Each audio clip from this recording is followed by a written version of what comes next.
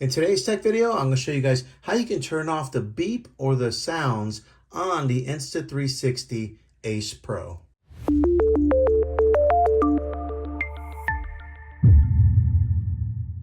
Okay, to do this, it's pretty simple to do. What you want to do is swipe down from the bottom just like so, and that brings up all these options here, but we don't want any of those. What we want to do is swipe over just like so. Then on the top left corner, you'll see that icon looks like a speaker. We'll go ahead and tap on that. And you'll see it gives a few different options here on prompt sound. You can have the high one, medium, low. It defaults to low, that's what I have mine on. Or if you want to turn it off completely and just have no sounds, you would click on mute, just like that. But that's how you mute or turn off the beeps on the Insta360 Ace Pro.